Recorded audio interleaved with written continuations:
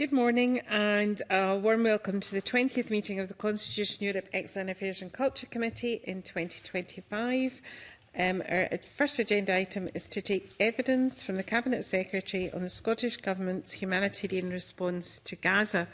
We're joined in the room by Angus Robertson, Cabinet Secretary for Constitution, External Affairs and Culture, Joanne Keating, Head of International Development, Alice Guinan, Humanitarian and Conflict Lead, and Stuart Adam, Head of the Asia Team, International Relations at the Scottish Government. And we welcome you all to committee this morning. And Cabinet Secretary, would you like to make an opening statement? Very much, Convener. Good morning to you. Good morning to members of the committee. Thank you very much for the opportunity to open our discussions on the Gaza humanitarian situation this morning with some reflections on behalf of the Scottish Government. As of now, the people of Gaza are being bombed, they're being shot, and they're being starved on a massive scale. Over 56,000 people have been killed, and 500,000 people are now facing starvation, with children under 5 particularly affected. 82% of Gaza is now within the Israeli militarised zone or under evacuation orders. Gazans simply have nowhere safe to go. Due to the unimaginable suffering in Gaza, the Scottish Government has committed £1.3 million to support those in need. Firstly, through £550,000 through the Disasters Emergency Committee appeal since 2024, and £750,000 in 2023 to UNRWA, who have a direct mandate from the United Nations to provide humanitarian aid and essential services across Gaza and the West Bank. Both DEC members and UNRWA are currently not able to bring supplies into the Gaza Strip and have not been able to do so for 3 months. Later today, I'll meet with UNRWA's Mark Lasui to hear from him firsthand the latest situation. I understand that committee members have been briefed by him already. Israel must allow humanitarian agencies to conduct their life-saving work in Gaza unimpeded and at scale. The trickle of aid being delivered by private contractors is inadequate, inhumane, and very dangerous. The Scottish Government condemns in the strongest terms the killings in Gaza of civilians, over 400 of whom have been killed whilst queuing for food and trying to get aid for their families from these contractors. Israel must let legitimate humanitarian actors have access to Gaza and supply the much-needed humanitarian assistance which is waiting on its borders. The Scottish Government has been consistent and forthright in calling for an immediate and a sustained ceasefire. We've also been clear that Israel has a right to protect itself and its citizens from terror. The Scottish Government has repeatedly and unreservedly condemned the brutality of Hamas on the 7th of October 2023 and demanded the immediate and unconditional release of Israeli and other hostages. However, it's the Scottish Government's view that the Israeli Government has gone far beyond a proportionate response. Israel must abide by international humanitarian law, comply with international court rulings, and ensure humanitarian access. Other governments must also play their part. We've repeatedly asked the UK Government to end licensed armed exports to Israel. We've also called on the UK Government to ensure accountability for anyone who's committed war crimes or crimes against humanity. Following last week's debate, I've written to the UK Government on this issue in terms of exports to Israel of arms and other goods manufactured in Scotland, in order that I can in turn update members of the Scottish Parliament as they have requested. The Scottish Government has continued to play its part in ameliorating the devastating humanitarian situation in Gaza, and ultimately only a two-state solution will bring lasting peace, where Palestinians and Israelis can live side by side in peace and security. That remains the Scottish Government's steadfast position, and in that regard I was disappointed to see the postponement of last week's United Nations conference on a two-state solution that was to be co-chaired by France and Saudi Arabia due to the conflict between Iran and Israel. I look forward to discussing the humanitarian situation in Gaza now with you. Thank you, Convener. Thank you very much, Cabinet Secretary. You mentioned the funding already provided by the Scottish Government through DEC and directly to UNRWA. Is there any scope, given the financial situation facing the aid organisations, any scope for further funding, or have you made representation to the UK, in fact, to maybe increase the UK's funding for this situation? So, as I understand the current situation, the challenge in relation to humanitarian aid in Gaza is not one of funding, it's of access. And what we have heard, you may yourselves have heard, that international aid organisations, including the United Nations aid organisation that operates in Gaza, UNRWA, that they have months' worth of stockpiled supplies, which they cannot get into Gaza. That being said, the situation in Gaza is so extreme. I've got every confidence that committee members know how harrowing the situation is there, that even if all aid could get in, there will still be very, very significant suffering in Gaza. And then, as we have to hope, that there will be a ceasefire. And this morning there are reports of President Trump saying that he believes that there is the prospects of a ceasefire shortly, that should that come about, and we certainly would hope that it would, that there will be a call on all kinds of donors and aid organisations to deal with the immediate suffering, but then also there will be a significant rebuilding programme that will be required because of the level of destruction in Gaza. I have not held those discussions yet because that's not where things are at. We have provided aid through our trusted partners in consort with the UK government, and that aid has been made available, but there are still access issues, which I think the committee is very well aware of. Thank you. I'm going to open up to questions. Security, Mr. Kerr. Of the £1.5 million that the Scottish Government have given to trusted partners, such as DEC and you mentioned UNRWA,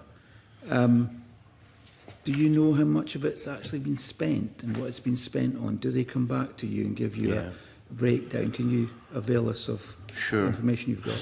Well, Mr. Kerr had the good fortune to sit next to his colleague Jamie Halcrow-Johnson yesterday, who asked a question where I was able to, in portfolio questions in the Scottish Parliament, where I was able to outline some areas about the controls that are in place and grant letters that are issued and the processes that are involved around that. And there's also reporting and a transparent reporting mechanism from those international partners. He's mentioned the Disasters Emergency Committee and also UNRWA. They provide reports about the funds that have been raised after different appeals have been made. I think I'm right in saying that the UNRWA report is on their website. So Mr. Kerr and the committee can avail themselves of that. We are confident, as is the UK government, that the reporting mechanisms are robust and that the aid that is being provided has gone and been used for the purposes that it was raised. So do you know if all of the money, I know £1.5 million is nothing in the scale of the sums of money that have been, as I think you said, Cabinet Secretary, funding is probably not the biggest issue. I think the UK government have given over £160 million in the period that we have given. From the Scottish end, £1.5 million. Yeah. Do you know if all of that money has actually been used? Or I'm trying to be quite granular about it. Do you know if it's all been used or if it's stuck somewhere because of lack of access, a point that I know we appreciate? Yeah, I mean, I would be happy if my colleague Joanna Keating would want to come in at this stage. I think I'm right in saying that the most recent pooled aid package that was contributed towards was in April of this year, so it's not that long ago. And I would imagine she may have better information than I do, that because of the restrictions in Gaza, it may well be that parts of that aid package have not yet been distributed. I don't know if you would want to add something. Thank you.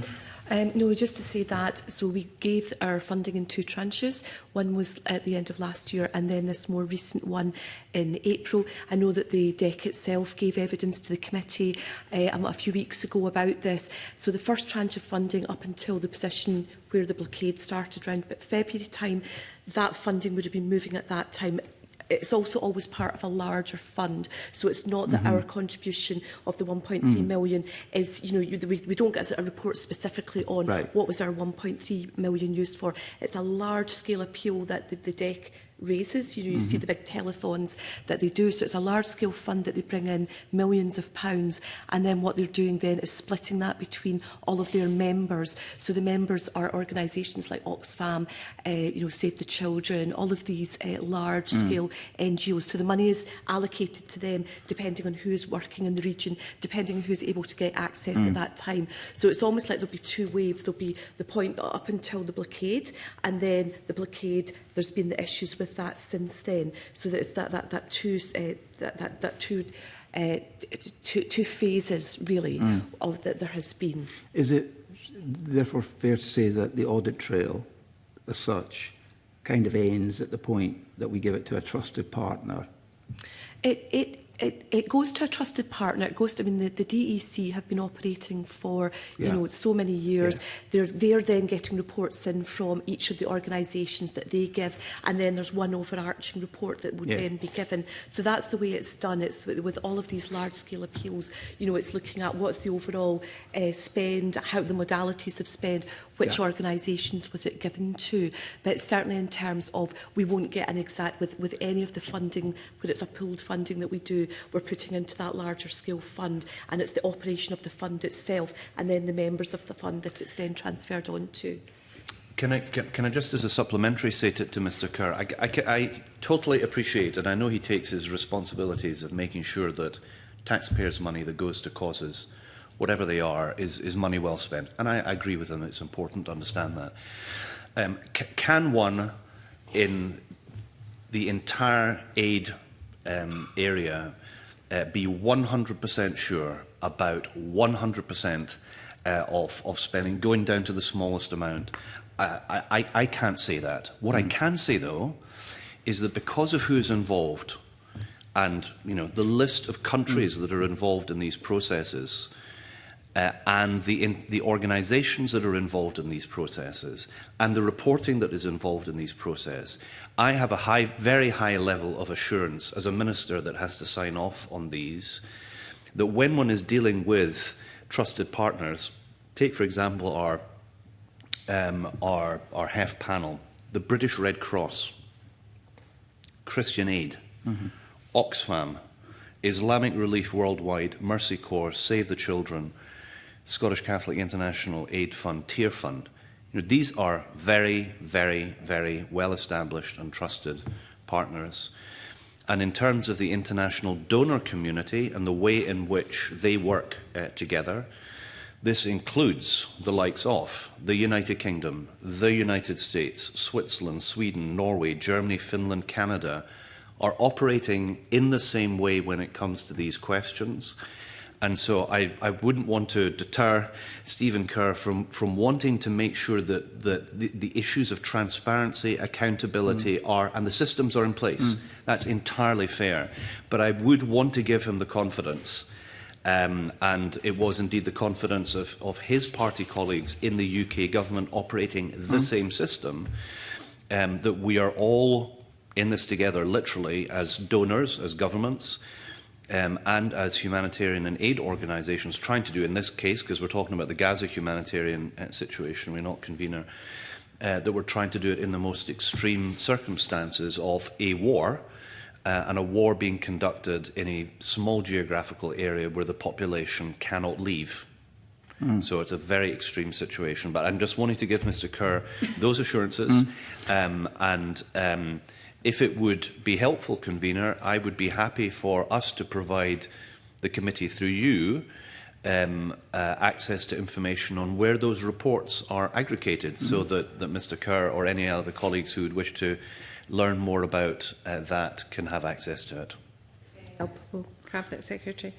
Well, can I just thank the Cabinet Secretary for that very thorough and, if I may say, I think very honest reply. I think that's exactly the case, isn't it? We don't know exactly where our Scottish taxpayers' money goes, but we have to put some trust in the fact that there are reputable organisations, such as the list of organisations that you mentioned. I'm not sure Mr Kerr wanted to create this impression when he said we don't know where the money goes. The money is going towards the, what I mean is we don't know the how intervention that is intended. I'm accepting his point that we don't know how every single penny is going to be spent, and we have to trust in the fact these organisations are running. They are running their affairs. We have no reason that they are not doing their job, and they're doing their job properly. Yeah. And the money, and he's right to point out that the amount of money that's provided by the Scottish Government compared to independent countries, because of course we're talking about ourselves in a devolved context, and as an independent country we would wish to be able to do so much more. But within the limited means that we have, and unlike others, including the United Kingdom and the United States, we are not cutting our aid budget. That our partners are very keen for us to be supportive, because there is a lot of need out there, and Gaza is but one part of that, but it's a very, very extreme example of where humanitarian support is required. Well, we're going a very long way around the House to say that I am grateful for his frankness in his reply.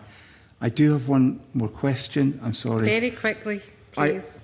I know this is not a devolved matter in the slightest, but I'm interested in his views on the actions of the government of Egypt, because it is quite right that we focus a lot of attention on Israel and their government's approach to this crisis. But what on earth is going on in Egypt that they don't allow trucks to pass through the Rafah crossing? I don't know the answer to that question, Mr Kerr. I would hope that any government which is in a position to ameliorate the suffering of people in Gaza could and should play their part in making that possible. But I will defer and seek some advice on the situation in relation to the Egyptian government and the Rafah crossing, and I'll be happy to update Mr Kerr on that. Oh, a magical piece of paper has just arrived. I'm told it is the Israeli Defence Forces that are stopping the trucks, not Egypt. That's not correct. Egypt controls the Rafah crossing. I think Mr Kerr, I think we would be having to go over the Israeli army going up to the Rafah crossing in numbers and closing it, and we had a quite definite answer from UNRWA. Yes, I know. I'm that nothing gets in the without Egyptians control the Rafah crossing. Without so the Israeli government. They're always, as a convener would know, but this isn't an exam question. There are two sides of a border, aren't there? Yeah. And if there is one side being controlled that doesn't let people out, and at the present time Gaza is an occupied territory and the occupying power is Israel. That's a statement of fact. Mr Stewart. Thank you, Convener. We've already indicated, Cabinet Secretary, that the situation on the ground is harrowing and appalling suffering is taking place, and we've touched already this morning on the access to aid and how that progresses. And that aid that we've supported or we've given funds towards will be going in food distribution, education and health support in some shape, way or form. And I appreciate that. But organisations that you've listed, and we've had some discussion with UNRWA this morning, and you'll have that later, I still have some concerns that organisations are infiltrated. And we know of that from across the commentation that we've seen and we've heard. And that is a concern, that organisations that are doing legitimate work may well be being infiltrated by Hamas in some shape, way or form, and that has a difficulty at managing the process. So my question would be, as to, for the Scottish Government, we've already set our parameters about what we want to try and achieve with the funding we've put forward. And it's difficult to assess exactly how that is managed. You've given a clear guidance of what you expect and what you would hope is taking place at the present moment in time. But it's difficult on the ground because people are being removed and continually reassessed and relocated. So everything is in a complete flux all of the time, it would appear.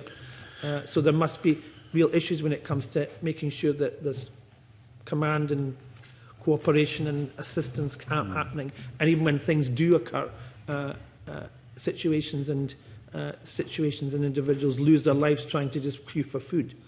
So the Scottish Government have an obligation, and you've made that quite clear what your views are and what you want to try and achieve. But how can we achieve some of those when we don't have all the control, we're not quite sure of what's happening on the ground and where we can take that for the future? And my second question would be, and what is our plan for the future? Do we have a strategic objective going forward as to what we think we should be doing under the circumstances we see in situations we see every day on the media? Okay. Well, Convener, this is the last committee appearance by Mr Stewart, who has been a tremendous vice-convener of the committee. I can say all this after he's answered his question. I can't be accused of buttering him up before he asked the question, but just want to wish him well on his next committee that he's taking part in. So firstly, on assurance issues, if I can call it that. In relation to UNRWA, of course, he will know that an extensive report was compiled by Ambassador Colonna, who he may have met, he may have done, because she was the French ambassador to the United Kingdom, became the foreign minister of France, and then pulled together a report which has given the international community the confidence to reinstate their primary support for Gaza through the United Nations Relief and Works Agency for Palestinians. And I think it's really good that where there have been issues, and there have been issues, and this is a matter of record, but we, as far as it's possible to ascertain through trusted investigations such as the Colonna report, we're talking about a very, very small minority and a very small number of cases. And all I would say is I think it's really, really important for us to not allow that to distract us from the scale of the tragedy which is taking place in Gaza, and for us to work with trusted colleagues. So when this committee gets evidence, as it already has, perhaps Mr Stewart wasn't at this evidence session, but if he were, he would have heard the Disasters Emergency Committee, Salah Saeed, saying, "We have well-established processes to screen, identify and triangulate who we are working with on the ground, and the member charities on the ground have years and decades of experience. There are international lists that people can cross-reference, and generally speaking, DEC organisations are dealing with international organisations that are helping to import and deliver food. In this kind of crisis, it is UN organisations that deliver food and fill the warehouses, which are then passed on to the international NGOs and local organisations." So it is part and parcel of the work of donor countries and aid organisations to make sure that the aid funding that has been provided goes to the intended recipients. The challenge in Gaza, it's not unique, but it is a very, very extreme example where a civilian population is effectively held prisoner, unable to leave, by an occupying power which is conducting very, very heavy military operations that has, frankly, flattened a significant part of the territory, killing tens of thousands of people, and leaving the civilian population without the ability to feed itself. Now, in these circumstances, we must support the organisations that have the experience in doing it. What we're seeing at the present time is a privatised, militarised operation which is not neutral. It is operated by the Israelis and by the Americans. It is not neutral, and that is why the United Nations is not working with them, which has been killing hundreds of people who are queuing for food. This is intolerable. It is intolerable. So we have to, where we have the ability to, help, and we're doing that with the humanitarian aid provision that we have done, understanding the limits that we have, and using our voice to say, this is not acceptable. And we have to hope that a ceasefire will come about. We have to hope that the humanitarian aid is allowed back into Gaza. But I think there's a bigger picture, frankly, than the question that Mr. Stewart poses. I want to give him as much assurance as I can, both on aid, but also safeguards in place in terms of who is involved in the operations of proceedings. And I acknowledge that the civil infrastructure in Gaza has been operated until the present time by a terrorist organisation, Hamas. It is that. That does not detract from the suffering of the civilian population, or indeed the targeting of civilian population, or the targeting of civilian areas and hospitals, none of which is acceptable. The international community has called out repeatedly, and it must stop, and it must stop as soon as possible. Thank you. I wonder if I could ask a supplementary on that, Cabinet Secretary, in relation to the nature of the private contractors that are doing the distribution. We heard this morning that because of what's happening, that women and children and the elderly are unable to access this distribution. So it's mainly men who are queuing for food. And is this a further example of, you know, the most vulnerable people and the women and children being put at further risk of famine because of the way that situation has developed? Undoubtedly, that is the case.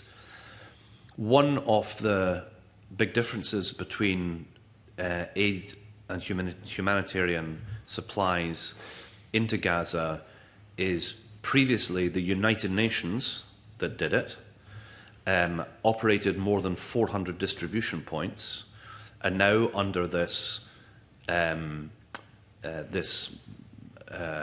this non-neutral, militarized system of Israeli permitted food distribution, which takes place in very dangerous areas, what appears to be happening, but we're operating on the basis of an environment where, because Israel doesn't let journalists in, the pictures aren't getting out, and one isn't able to judge for oneself. But the reports, and these are pretty well verified reports, is because of the extreme nature of the situation of people being desperate for food. They're literally having to walk for hours overnight to arrive in places where supplies are being handed out. And this then leads to a large number of people congregating, and it has been put to me that those people who, and these are private military contractors, previously those would have been described as mercenaries, are opening fire on large groups of people for fear that they are about to storm the aid distribution point. But I haven't been able to see verifiable pictures of that. But as far as I'm aware, this did not happen previously in the same way when the United Nations was responsible for it. So at what point does the Israeli government or the American government, who are the two most involved in this process, realise that they're operating a system which is involving the deaths of hundreds of people? don't know how many of you have the same habit as I do of listening to the BBC World Service in the middle of the night, but overnight there was an extended interview with a humanitarian aid worker in Gaza, a woman who was describing this very circumstance of having to leave and people having to leave to get aid and not knowing if they're going to come back. It's intolerable that people are having to live in a war zone and intolerable the level of civilian casualties, but that people aren't even able to get food and water, and that is a man-made problem. That's the choice of the occupying power to allow that to continue. They have a responsibility, and they have a responsibility in international law, and I know that has been challenging a lot of us, because I think there's a general view that they're not upholding international law. Okay, thank you. Cabinet Secretary Patrick. Thank you very much. Good morning, Cabinet Secretary and colleagues. Cabinet Secretary, you talked about how the Scottish Government is using money through the provision of aid and how it's using its voice. And I think these are important, but I want to focus on the second, because your earlier comment, I think, is quite right, that the issue here is not funding of aid, the issue is access. That's consistent with what experts on the ground have said very publicly for quite some time now. So I'd like to ask about how the Scottish Government is using its voice. The Scottish Government has very clearly stated its opposition to the occupation, to the atrocities that are being committed. But I'd like to know how much further the Government is willing to go. A couple of years ago, the Government opposed legislative consent for the Economic Activity of Public Bodies Bill, so-called anti-boycott bill. Now, in that case, the legislative consent mechanism was never really tested because the bill never became law. But its intention was to give protection, special protection to Israel against boycotts. You and I are about the same age. When we were growing up, a white supremacist regime, a brutal, violent white supremacist regime in South Africa was subject to international boycotts, divestments and sanctions, and that was an important movement in helping to bring that brutal regime down. Does the Scottish Government support boycotts, divestment and sanctions against the State of Israel and against those who are profiting from illegal settlements? Well, firstly, on the case that Mr. Harvey mentions, he has to forgive me. I believe that was before my time in the Scottish Parliament, so I'm going to have to go away and have a look at the specific case that he. I'm not. No. When he's talking about legislative consent. Yeah, 2 years ago. 2 years ago. I'll have to look at the details, Mr. Harvey. Okay. I don't have that at the forefront of my mind. I'm not going to talk to something that I'm not as familiar with as he is.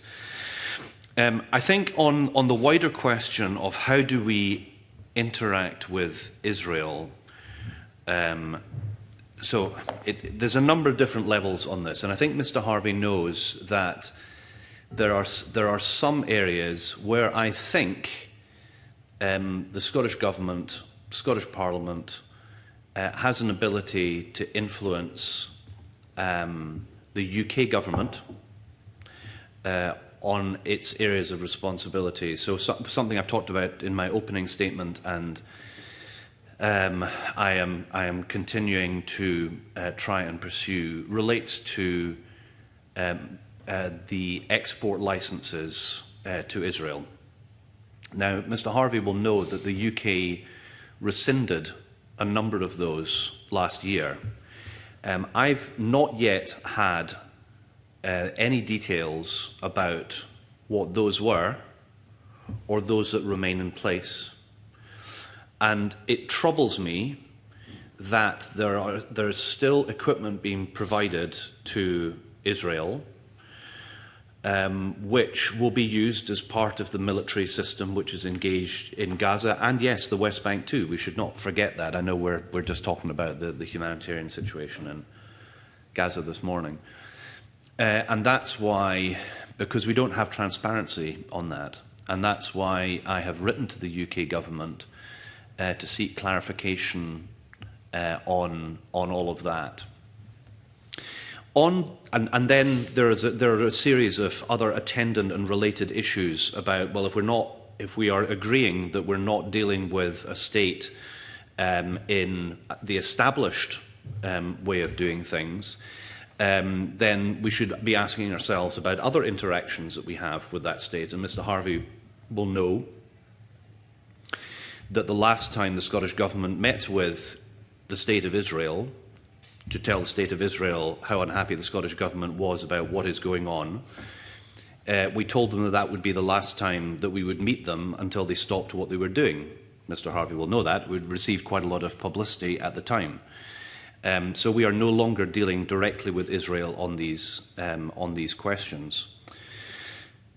In terms of trade, I think I'm right in saying that the United Kingdom government has suspended its free trade agreement negotiations with the State of Israel. And I think that's correct. Are there a wider range of trade-related issues which could be looked at, should be looked at? Mr Harvey might draw my attention to what the Irish government is doing at the present time. The Government of Ireland is bringing in legislation in relation to trade from illegal settlements in the occupied territories. And I would say to him, if he were to ask me that, it's something that I have been looking at, but my best understanding is, because this relates to direct trade matters, that is a reserved issue. But I can assure Mr Harvey I remain open to looking at further ways in which Scotland can use the powers that it has, which are limited, but use its voice as well in calling out Israel in terms of what it is doing. And I am perfectly content to look at a range of ways in which the Scottish Government, the Scottish Parliament, could have it make its voice heard and make its moral outrage about what is happening clear. I appreciate that very long answer about what the Cabinet Secretary called the wider issues. My question was narrow, though, and I would appreciate an answer to the narrow question. There will no doubt be some legal constraints around reserve powers about what can be done in practice, but I'm asking about the principle. Does the Scottish Government support boycotts, divestment and sanctions to whatever extent possible within the law against Israel? Well, I'm sorry that I'm going to have to do this, Mr Harvey. I have to answer the question the other way around, which is that the Scottish Government needs to operate within the law. And it's really important that we do that. So it has to be the other way around. I can appreciate why Mr Harvey has the luxury, sitting where he is, asking the question the other way around. So we have to operate within the framework of the law. And I, as I've said to him, I am content to have a look at any ways in which we can, subject to the constraints that there are in law, to doing everything that we can, both in terms of our decision-making, but also in terms of using our voices. Can I just finish off with a bit of supplementary information? I'm advised that we cannot lawfully impose a blanket ban on support for companies based solely on the fact that companies are listed on the United Nations database of companies involved in the occupied territories. Now, this is but one example of the fact that there are lawful and legal requirements on government, Cabinet and I'm Secretary, sure he would wish me to make sure that the Scottish Government operates within the law. Cabinet Secretary, I said I appreciate that the Government must operate within the law, but the Scottish Government, and I'm asking about how it uses its voice, politically, and the Scottish Government is never shy to say that it opposes nuclear weapons. It doesn't have the legal power to remove nuclear weapons from Scotland. It is not shy from opposing cuts to social security by the UK Government. It doesn't have the power to change those policies. So I'm asking the Scottish Government to make a clear principled statement about what it supports. And that will be separate to what it can necessarily do in practice, but what it supports. Is the Scottish Government able to say what its policy is? Does it in principle support boycotts, divestment and sanctions against Israel? So, principally, if the answer is no, just say no. So, the government is open to looking at all measures that are legally possible in relation to these questions, which is why I am open to understanding ways in which we can apply pressure and, if needs be, increases pressure on Israel. Because I know others are doing it, and I gave the Irish example on that. I'm just saying to Mr Harvey that he needs to understand that in government we have to operate within a legal environment. So that's the best I can do on the subject. Thank you, Camilla. Mr Bibby. Good morning, Cabinet. Good morning, Mr Bibby. I support and welcome the aid that the Scottish Government has committed to give to Gaza. Obviously, recognise the very real challenges there are getting that to the people who really need it. On the on the wider point about humanitarian emergency funding, I understand the Scottish Government has been or is reviewing its approach to humanitarian emergency funding generally. Is that correct? Well, I would say that we keep these things under permanent review. I think one of the challenges that we have, because we have a limited budget in terms of scope, is that when one has these significant appeals, that is not something that the Scottish Government has any influence over. Emergencies that take place in one part of the world, or a situation like Gaza. So the requirements come at different points, and that's one of the areas where we have to work quite hard to make sure that we understand what the relative priorities are for different calls on the humanitarian aid that we have in place. It is true to say that we are having a look at humanitarian aid, and I don't know if Mr Bibby has any specific points to make about that, or things he should be more should be done or less should be done, or things should be differently. But as I'm sure he would expect us to do, we keep these things under review. I was just keen to understand the review that's being carried out, because my understanding from the Scottish Government website was that it's going to be independently reviewed in 2025. There was a review done in 2020, so I appreciate what you're saying about it being under constant review, but there seems to have been a review now and a review in 2020. How does the review this year differ from 2020? I'll ask Ms Keating to give some information about that. Thanks very much. Yes, we had a review a number of years ago where we were looking at the operation of the Humanitarian Emergency Fund at that time.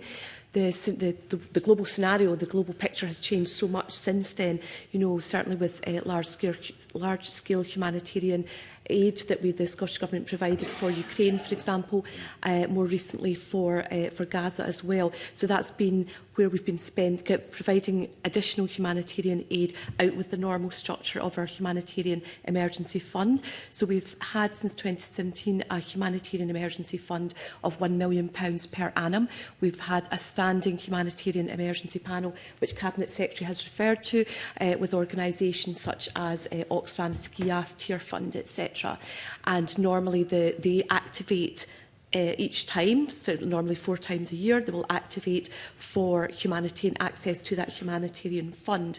That funding is also then provided for where there's a DEC appeal as well. So if a DEC appeal happens in a financial year, then funding will go from the HEF fund to that.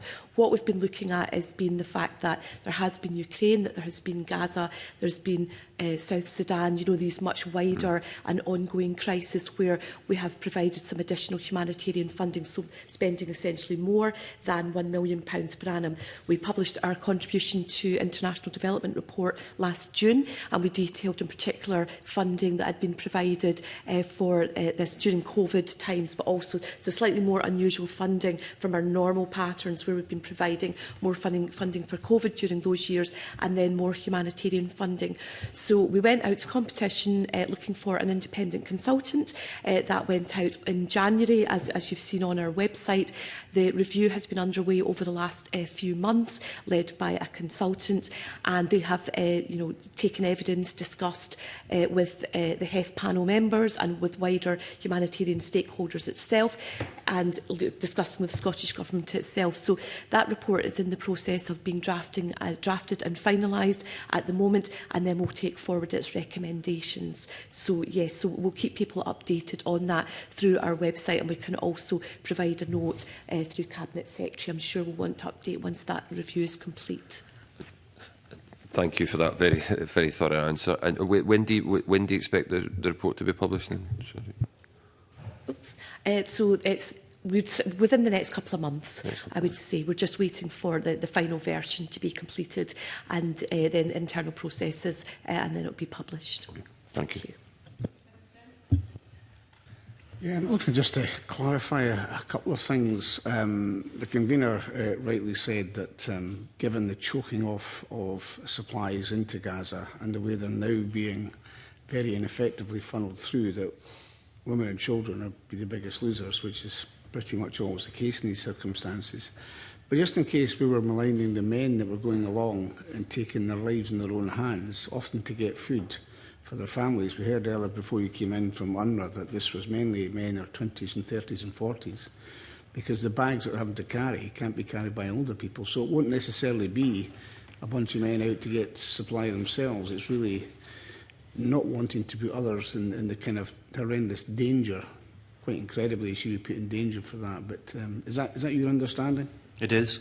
And there's another and perhaps less obvious observation that was brought to my attention about the difference in how these things are being done and how that impacts on our society is as follows, is that previously when the United Nations distributed food aid, humanitarian supplies through 400 different points, so there wasn't the same sort of rush onto a very limited number of geographical locations with great danger. Previously, the way that aid and humanitarian supplies were provided also involved the local economy, if I can put it that way. So bread supplied to Gazans as part of humanitarian aid was often baked in Gaza. And so the humanitarian aid process was part and parcel of the Gazan economy and wider society. And now what's happening is that that is not the way things are happening. Short of some of the funding mechanisms, which is the international norm, where people are being provided with the ability to buy things in markets, but even that's very limited, is that what is being brought in by this Israeli-American process just involves things being brought in from elsewhere. There isn't the same kind of benefit that there was under the previous system. But I think Mr. Brown's absolutely right that it tends to be because of the weight and the distance that people are having to walk. I think last night there was talk of a 3-hour walk there and a 3-hour walk back. If one is picking up supplies for a family, that weighs a lot. And you know, the circumstances in Gaza are such now that people are having to walk as opposed to there being public transport and so on. This infrastructure has been destroyed. It does raise a question, why does the Israeli-American regime want to have young, as they would call it, fighting-age males being trailed around Gaza and put into particular locations? But leaving that to one side, just to clarify another point, which I'm a little bit confused with, and maybe people watching the session would be on this issue of the Rafah border. So, as I understand it, the Egyptian government's clear on this, that Israel will not allow goods going through there. UNRWA were clear with us earlier on, absolutely clear. This is Israel will not permit. The one person that seems to think that's not the case is Mr. Kerr. And I just wonder, if it's possible, if you have any other information that can confirm that that's the situation, that it's Israel that's preventing any access through the Rafah border, even whether it is the case that Egypt have closed it on their side at Israel's request. It'd be useful to have that if it's possible to provide the information to the committee, which is what I understand. I understand Israel has made statements to that effect as well. But well, I think we know that also through the family of the former First Minister, who's a member of this Parliament, who's had relations that couldn't get out of over the Rafah crossing because the Israelis were limiting who was able to leave.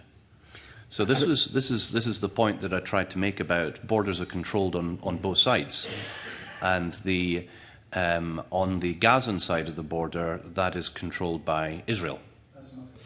Can I say before Mr Kerr interrupts, he regularly gets to ask more questions than anybody else in this committee. It'd be good if I could ask my questions without interruption from him. And the point I was making, Cabinet Secretary, was if it's possible to get any information you have that can evidence that in writing, because we do have a member of the committee that's saying that that's not the case, so it would be useful to have that. The last point could I say, just for clarification, Mr Brown, would he be content if I got clarification from the United Kingdom Foreign, Commonwealth and Development Office on that question, so that they would confirm their understanding of how that operates? I would be up to the convener. Yeah, that would be very helpful, Cabinet Secretary. Can I just ask my last question before Mr Kerr comes back in once again? Okay. My question is around Mr Bibby's point about the review of the aid that's currently provided. And actually funding is an issue, we've heard from UNRWA. It wasn't entirely clear, but I think they were saying that certain countries have undermined UNRWA by withdrawing funding. So I think funding is an issue even for them, even though they do have hundreds of trucks ready to go with goods. And in that context, what the Scottish Government does is a pretty small proportion of it. But if it's being reviewed, will that review consider the UK Government's decision to slash its international aid and try and accommodate or react to that, or will it just be on its own terms as it was before? Well, I'm certainly very keen to be advised as a Cabinet Secretary with responsibility in this area, and I've had discussions with officials about what the UK Government's cut to its aid budget will have to our operations. So in countries like Malawi, which is classified as being less of a priority for the UK Government than Tier 1, and one can understand why Gaza or Ukraine or Sudan are Tier 1 countries. But if that then leads to other countries not being a priority and for aid to be cut, where we have a particular locus, as we do with our partner countries, that will have a consequence for us. And I'm needing advice whether it's part of the review or it's part of the consideration. And I'm very well advised by colleagues who more often than not have a background in the Foreign Office and previously the previous department, DFID. So we have very talented people in the Scottish Government who are advising on these things. But it is something that we are going to have to consider. And it's not just countries like ourselves. There are other countries where who also have a presence in countries as we do. So take, for example, Ireland. And when I met with my opposite number from the Irish Government, Neil Richmond, TD, the other week, this was an issue that he raised. Because there is a concern from some other countries that are not deprioritising humanitarian aid, and sadly the UK and the United States are cutting their international aid by a significant amount, and this will have an impact in countries where we're trying to make a difference. So we're going to have to work out what that impact will be, how we can ameliorate any of that cut. But going back to the initial part of Mr Brown's question in terms of funding for Gaza, I've been advised that in the immediate circumstances, so right now, the drop-off in aid that a number of countries, including the United Kingdom, have announced, that is not yet impacting on the volume of aid that could be taken into Gaza. That could well change. as these cuts come in, that's entirely possible. But as things currently stand, that is something we should be aware of. And another facet about aid cuts is we shouldn't lose sight of the impact that has on some of our aid partners. Some of these are international, but people may not be aware that the European headquarters of Mercy Corps is in Edinburgh. So the impact in country, the impact on humanitarian organisations is one that is being felt here, as well as it's being felt in the countries that should be getting the aid, which is sadly being cut by the UK. Well, the only point I'd make is that for UNRWA, and I take the point that the supplies may not be getting affected because of such a backlog, but UNRWA had far more activities than simply providing supplies, and those activities have been undermined by cuts in funding. That was all, Convener. For clarification, the Cabinet Secretary was handed a piece of paper in which he was informed that Israel was controlling the other side of the Rafah crossing.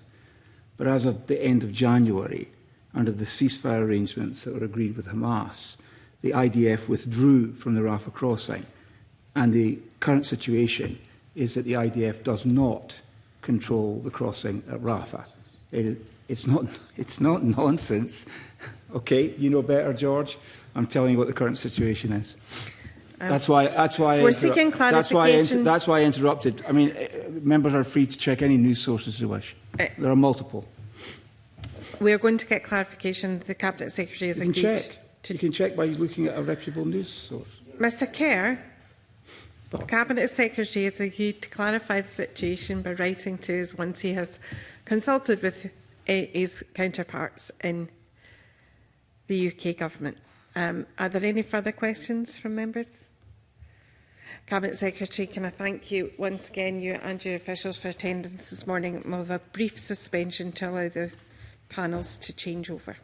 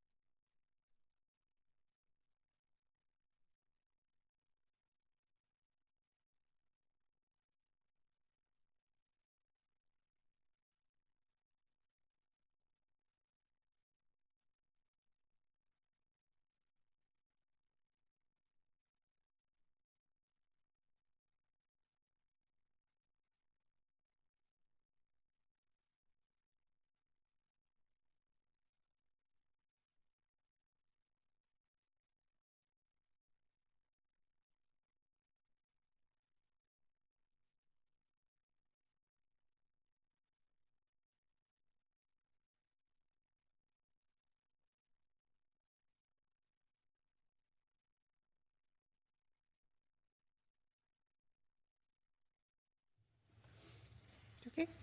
Warm welcome back to committee. Our next agenda item is to take evidence on the UEFA European Championship Scotland Bill, and we are joined in the room by Richard Lockhead, Minister for Business and Employment, Lucy Carmichael, Head of Events, Strategy and Delivery, and Ninian Christie, lawyer with the Scottish Government. I can invite Mr Lockhead to make a few short opening remarks. Thanks. Thank you, Convener, and good morning to the committee. I also appreciate the opportunity to speak with you all today about the UEFA European Championship Scotland Bill. This bill is a vital step in enabling Scotland to play its part in hosting Euros 2028, one of course, as you all know, one of the most prestigious sporting events in the whole of the world. It ensures we meet UEFA's requirements, particularly around commercial rights and enforcement, and allows us to deliver a world-class tournament in Glasgow. Hosting the Euros also presents a unique opportunity to build on Scotland's strong track record of delivering major events. From the Commonwealth Games to COP26, we've always shown that Scotland can host with distinction, combining professionalism with a very, very warm welcome. So this tournament will allow us to further enhance our reputation as a trusted international partner and as a destination that delivers not only for fans and athletes, but for communities and businesses as well. Euro 2028 is more than a football tournament. It's a platform to showcase our country on the international stage as a dynamic, welcome and ambitious country. The projected economic impact across the UK and Ireland is significant, up to £2.6 billion, and Glasgow stands to benefit from increased tourism investment and global visibility. Again, the benefits go beyond numbers. The Euro 2028 legacy vision is aimed at growing a more diverse and inclusive game, and a key priority of the Scottish Government is widening these benefits and spreading impact throughout Scotland, furthering a number of national outcomes. The bill is also about creating opportunities for communities, businesses and fans, and ensuring that Scotland's role in this historic event is protected from exploitation, whether it's ticket touting, unauthorised trading or ambush marketing. The bill introduces targeted measures to safeguard the integrity of the tournament and the rights of those who have invested in it. We've worked closely with partners across these islands and Ireland and with key stakeholders here in Scotland to ensure our approach is proportionate, effective and informed by experience, including lessons from hosting Euro 2020. I look forward to working with the committee as the bill progresses, and of course we'll do our best to answer your questions today. Thank you very much, Minister. Could I open with a question regarding potential risks associated with the expansion of the enforcement powers to council officers, and what steps will the Scottish Government take to ensure that those enforcing the offences created by the bill will exercise their duties in a manner which is compatible with human rights? As hopefully the committee has noticed from the policy memorandum that the various human rights impact assessments have been carried out. This is clearly time limited in terms of these powers for the duration of the event, both in the event zone around Hampden Park and also a fan zone still to be identified and decided by Glasgow City Council. So whether it's George Square or Glasgow Green or wherever is the decision still to be taken. So these time-limited powers are just for those weeks around the event. We've done our best to strike a balance. The powers are relatively similar to the 2020 Euros bill, but clearly we have to meet those requirements as a host nation for Euro 2028, and that's the purpose of this legislation, to take it forward. I'll expand on any further questions you have on that. No, that's I suppose expected that answer, but I'm sure we didn't see any concerns raised from the last tournament, so that would be the objective of making sure that that's part of it. So I want to move to questions from members. I've got Patrick Harvey. Thanks, Convener. Good morning to the Minister and colleagues. Just to ask about the general overall approach, first of all, and then a couple of specific questions that do relate to the human rights arguments that have been raised.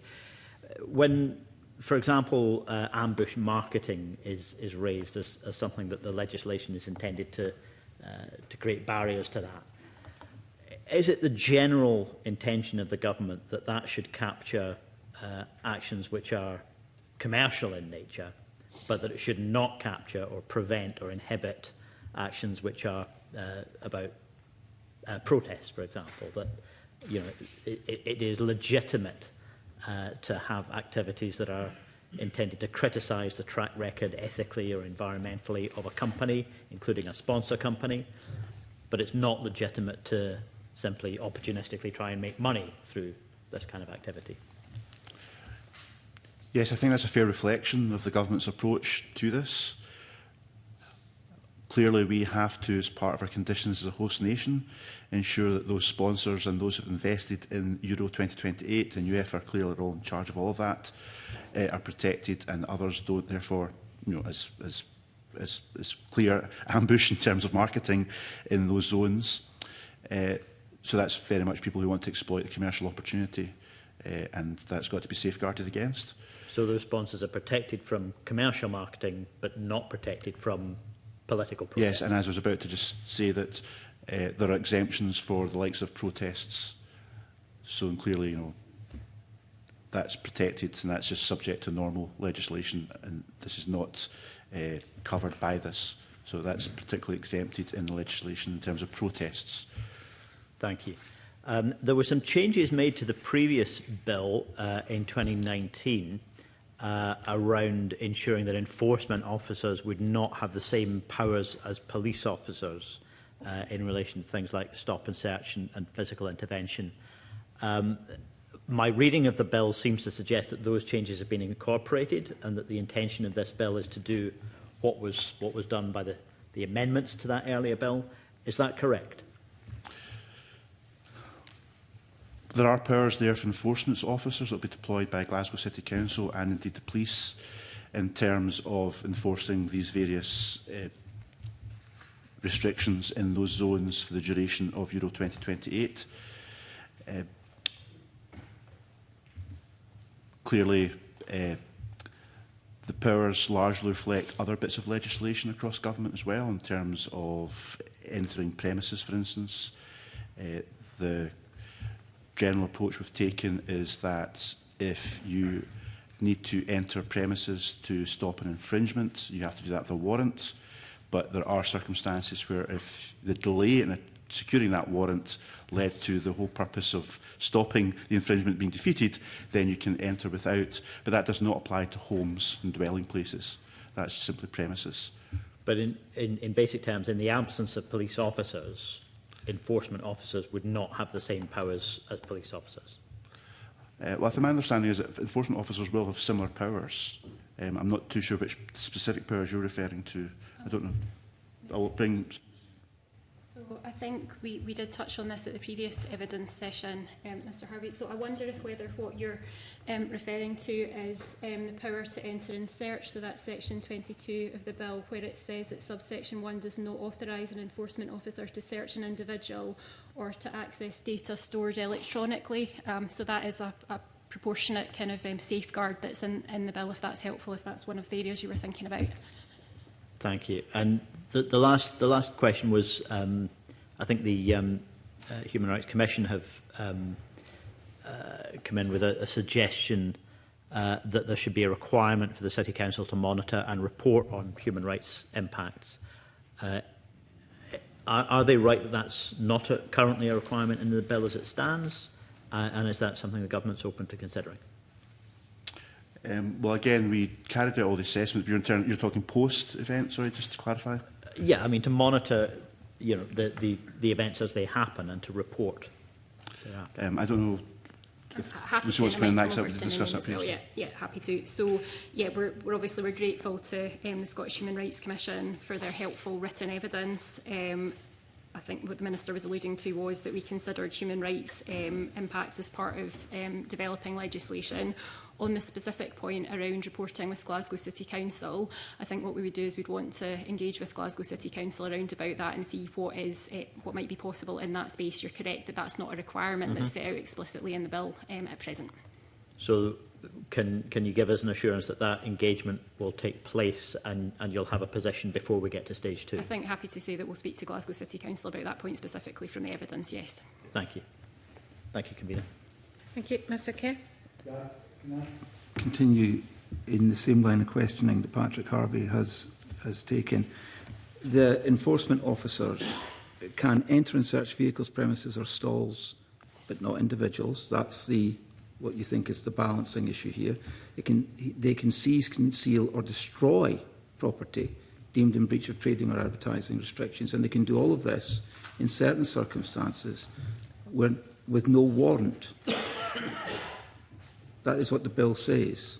Now, let's go back to what the Scottish Human Rights Commission say, because they make a very good point, I think. Because what they say is the bill does not set out limitations on how enforcement officers should determine suspicion. So on what basis would an enforcement officer, I mean, what's your interpretation? On what basis would an enforcement officer enter and search vehicles, premises, etc., without a warrant? As I indicated previously, our take on that is that there could be circumstances where waiting for a warrant defeats the purpose of having to stop the infringement. So therefore, under those specific kind of scenarios, they would be able to enter the premises. Right. Minister, maybe could just add. So I maybe misunderstood your question, Mr Kerr. I think you were talking about enforcement officers' powers to enter and search without a warrant. Correct. So a police officer must be present if force is being used to enter a premises. But they still don't have a warrant. Yes, but it would be a police officer would be But present even a along police with the officer enforcement has to have a officer in warrant. those circumstances. But even the police officer has to have a warrant. So A police officer can't just there is a... So there are certain circumstances in the bill to end the commissioning of an offence where a police officer can enter without a warrant. We wrote to the committee providing examples of similar measures following the official evidence session. So this is something that Scotland have powers to do more generally. I'm just not sure I really understand on what basis, on what suspicion. I'm in the same place as the Human Rights Commission. I'm not sure I understand in what circumstances, in what measurement, how you would gauge the level of suspicion that you would require in order to use these powers. So I think those are operational judgments that Police Scotland is used to exercising under under other pieces of legislation. So the normal circumstances in which a police officer would enter a premise without a warrant would be if they thought there was a threat to life. So we provided some examples, and Ninian may wish to come in here, but I think we provided some examples where it wasn't kind of threat to life, and police officers currently have powers to enter a premises without a warrant. Should say that there's a safeguard that a dwelling couldn't be entered, so a police officer could not enter a dwelling without a warrant. Right, okay. Just a general question. The letter that you're referring, well, one of the letters you're referring to, well, no, this is the actual letter, isn't it? Because it was from Rachel McKechnie, right? Makes the point that the Welsh Government has no plans to introduce its own primary legislation and will work with the UK Government to ensure UEFA's requirements are met. And then it goes on in the next paragraph. The Northern Ireland Executive has indicated it is not currently... Why are we doing this then? Why don't we just work with the UK Government? Because I'm going to move on to in a second, with the forbearance of the convener, the issue of touting. It's best dealt with at a UK level, this, isn't it? Why are we having a bill when Northern Ireland and Wales have decided not to?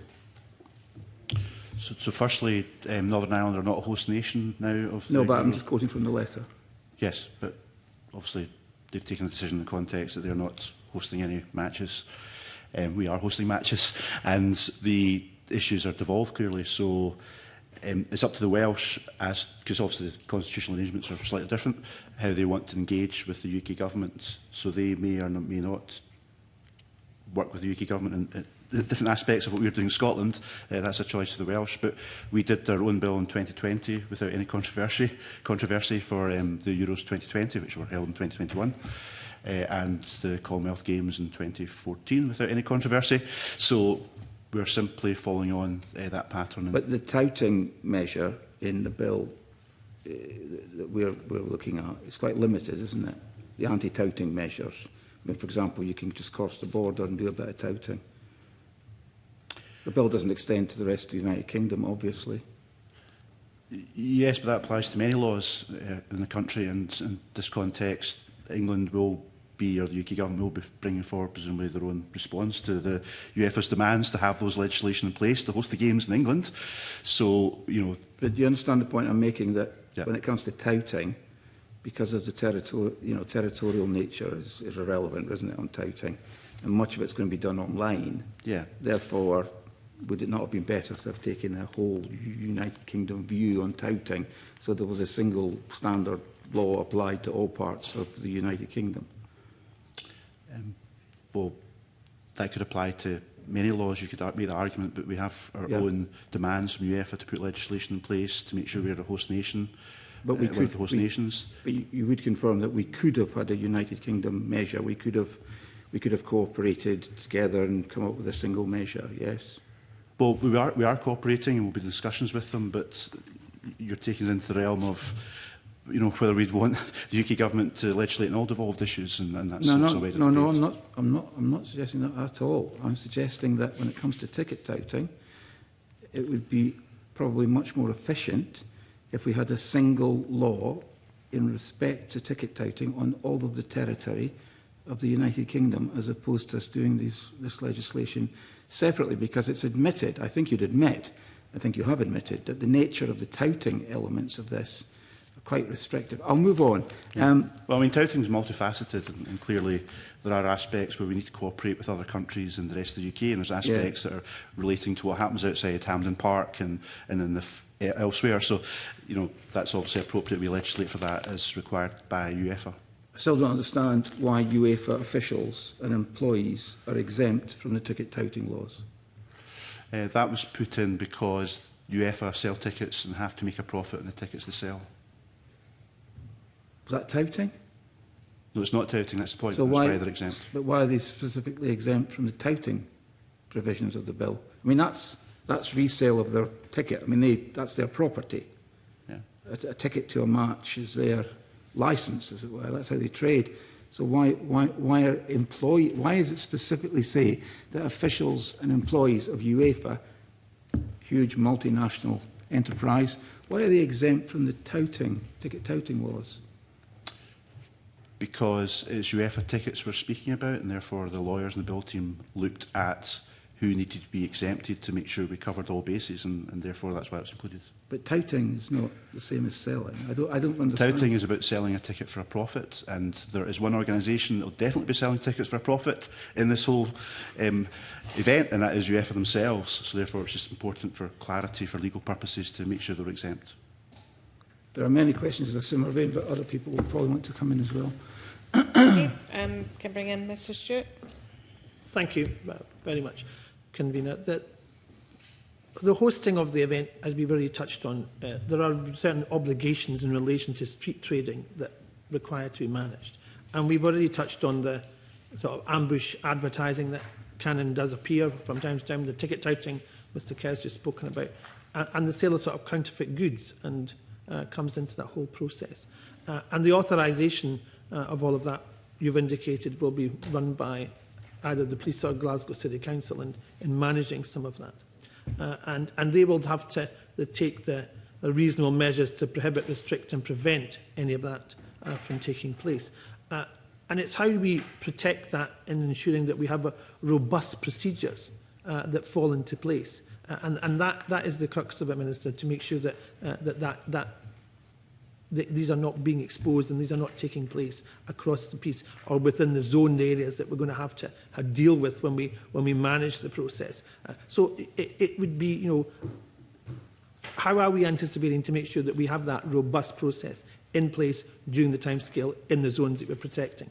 Yeah. Well, one of the advantages of putting the legislation through in 2025, obviously I don't know the exact timescale by which this will go through Parliament, but at this stage, when the event is not until 2028, is to give plenty of warning and opportunity for preparation by Glasgow City Council and indeed Glasgow Life, who will be doing a lot of the work for the event as well. So hopefully that long run-in will help we'll obviously be closely coordinating as a government with Glasgow City Council and Glasgow Life. So there'll be a lot of joint working between now and the actual event itself in 2028. But clearly the licensing of street trading and the enforcement of street trading, Glasgow City Council have got a big role to play there, and their trading standards officers. So if there's any issues that arise, we'll have the opportunity to hear those from Glasgow City Council. Okay, thank you. Thank you. Thank you. Mr Brown.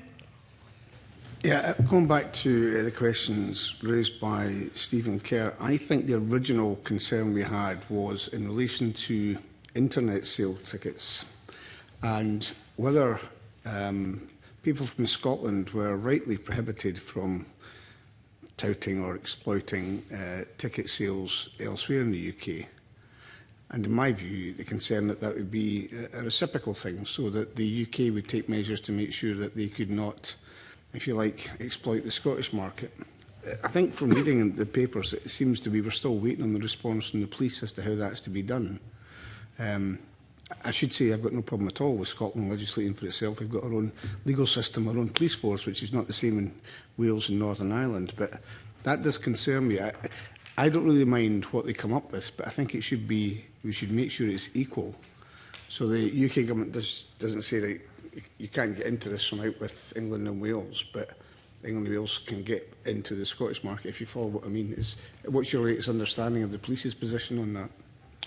There's a lot of work to be done. There's a lot of joint working between both the partners within Scotland that will be happening, but also across the UK and Ireland. Remember, Ireland part of this as well. It's not just the UK. So there'll be a lot of joint working on common issues, and there is an organisation that brings all the partners together. So there's a lot of work to be done between now and the actual event itself. And of course, technology is constantly advancing, and UEFA are very conscious of that at the same time.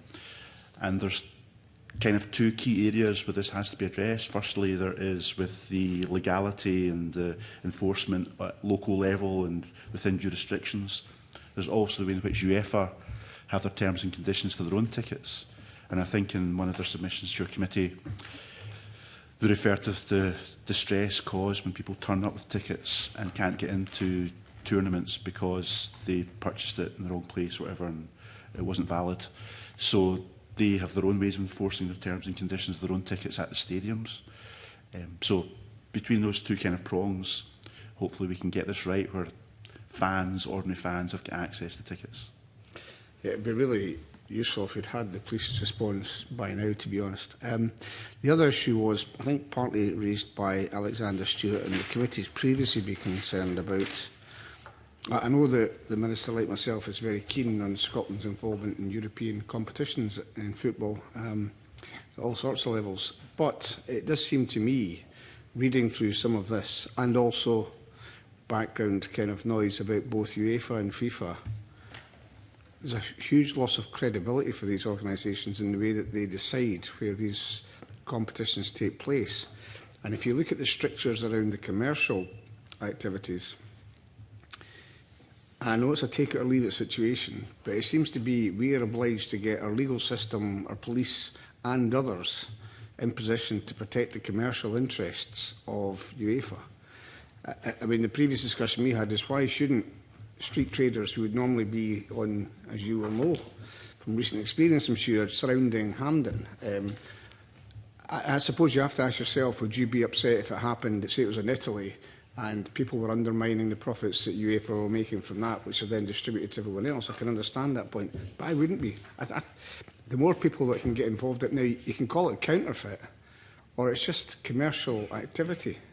So I'm kind of leading, and I'm pretty sure you won't go in this direction anyway, Minister, but is it not getting to the point where UEFA and FIFA can dictate way beyond what they should be able to dictate in order to decide who's going to be allocated these competitions? They shouldn't be able to dictate all these things in terms of commercial activity, surely. Tickets, yes, I understand that, but surely not the rest of it. Well, that's a huge question. And clearly these tournaments, and I think UEFA, the Euros, is what the third biggest sporting spectacle in the world. Therefore, it's a hugely commercial exercise. And I absolutely understand where you're coming from. but that's why there's a lot of issues around ticket touting to make sure there's fair access to tickets for ordinary fans. And I think 97% of the revenues that UEFA get from these tournaments goes back into football at all levels. So that helps the sport globally and here in Scotland as well. So I don't have a ready answer as to what the alternative is for what you're maybe getting at.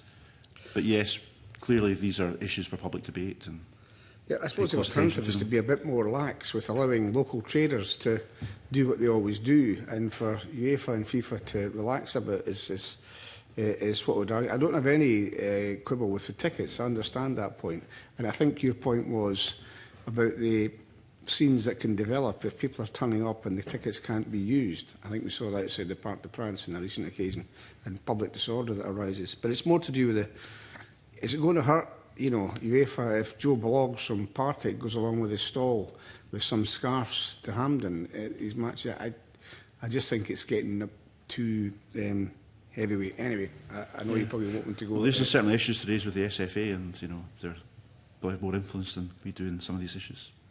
I don't think they have I think that's the point I'm making, Minister, that they have to take it or leave it. Yeah. And it's a very attractive proposition to have. I understand that. It just seems an undue use of their influence, really, to me anyway. Okay, thank you, Mr Brown. Mrs Stewart, did you want? I'm fine, thank you. Anyone else want in on this question? I think that concludes questions for you this morning, Minister. Thank you for your attendance.